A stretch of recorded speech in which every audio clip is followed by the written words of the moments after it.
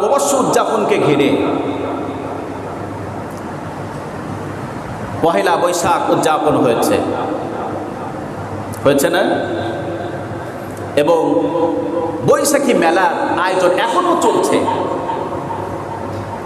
অথচ দুর্ভাগ্যজনক হলেও সত্য যে এদেশের যুবক যুবতী, এদেশের নারী পুরুষদের নোংরামি নষ্টামি থেকে, তাদের অশ্লীলতা থেকে আল্লাহর ঘর মসজিদ পর্যন্ত রেহাই পায় নাই। আপনারা ফেসবুকে দেখেছেন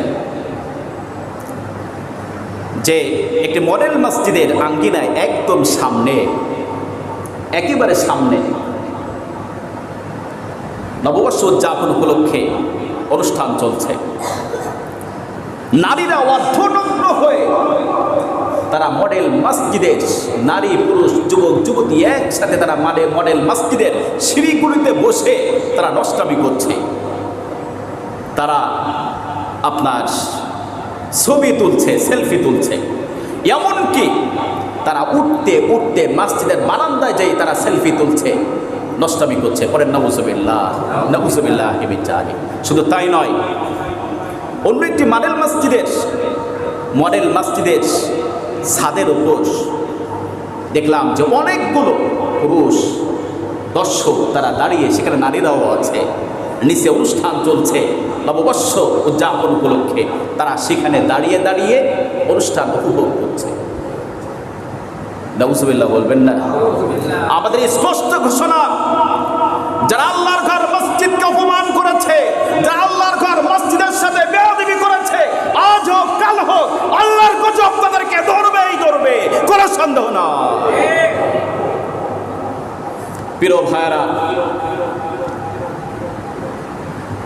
পহেলা বৈশাখ উপলক্ষে মেলার ব্যবস্থা আমাদের এই বাংলাদেশে প্রথম করেছে কবি গুরু রবীন্দ্রনাথ ঠাকুর।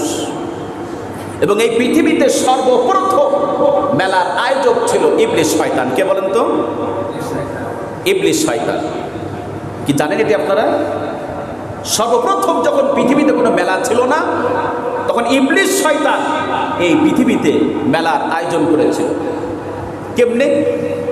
ভালো করে লক্ষ্য করবেন। কিন্তু সূরা আহজাবের ৫ম রুকুর তাফসীর ইবনে কাসিরের মধ্যে এসেছে, হযরত আদম আলাইহিস সালাতু ওয়াস সালামের বংশধরেরা দুই শ্রেণীতে বিভক্ত ছিল। কয় শ্রেণীতে? দুই শ্রেণীতে বিভক্ত ছিল।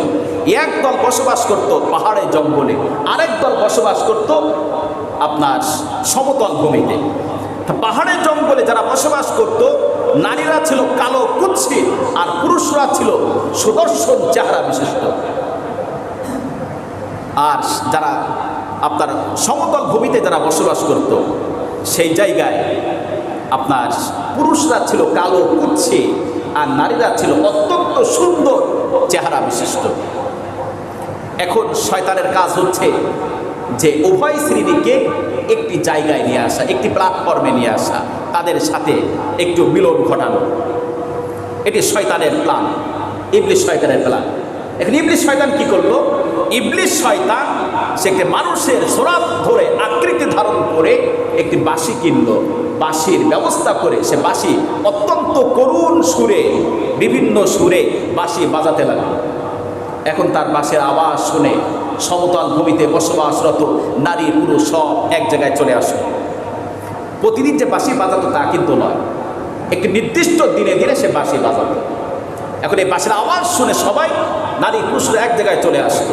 একদিন ওই যে পাহাড়ে বসবাস করতে একজন সুদর্শন যুবক, সে অনেকগুলো মানুষ একত্রিত হয়েছে, এক জায়গায় চলে এসেছে এবং বাঁশির সুর শুনে সেও চলে আসে। আসার পরে সে দেখে যে নারীরা অত্যন্ত সুন্দরী এবং নারীরাও দেখলো ওই পুরুষটি হচ্ছে সুদর্শন চেহারা বিশিষ্ট। পুরুষ নারীদের প্রতি আকৃষ্ট হলো, নারীরাও ওই পুরুষের প্রতি আকৃষ্ট হয়ে গেল। মেলা শেষ হলো, পুরুষ চলে গেল কোথায়? পাহাড়ে চলে গেছে। পাহাড়ে চলে যে অন্যান্য পুরুষদের সাথে সে গল্প করলো। ওই যে গেলাম সমতল ভূমিতে, সেখানে দেখলাম নারীরা খুবই সুন্দরী। কথা বুঝতেছেন? শয়তানের কাজটা কি? কি বলল? দেখলাম নারীরা খুবই সুন্দরী। অন্য একটা নির্দিষ্ট দিনে শয়তান আবার বাঁশি বাজিয়ে মেলার আয়োজন করল। দেখা গেল যে পাহাড়ে বসবাসরত সমস্ত সুদর্শন পুরুষরা চলে এলো, এদিকে নারীরাও চলে এলো। এভাবেই করে ইবলিস শয়তান তাদের মধ্যে অবাধ মেলামেশা, জিনা ব্যভিচারের রাস্তাকে উন্মুক্ত করে দিয়েছিল। কথা বুঝতেছেন?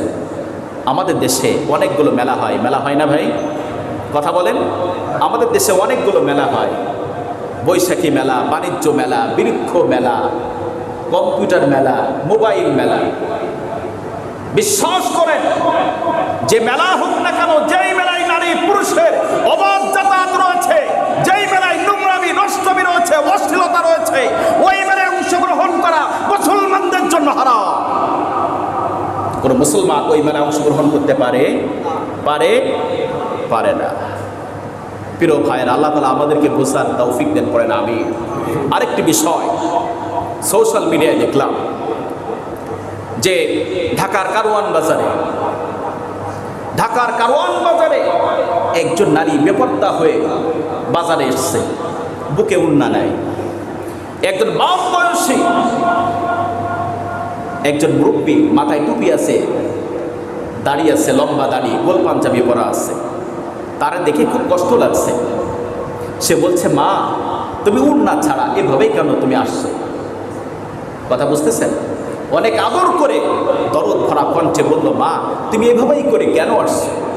সাথে সাথে ওই নারী, চরিত্রহীনা নারী, সে ভীষণ রাগান্বিত হয়ে, দেখলাম আপনারা দেখেছেন না অনেকে, দেখলাম তার হাত ধরে, তার জামা ধরে টানাটানি করছে, অকথ্য ভাষায় গালিগালাজ করছে।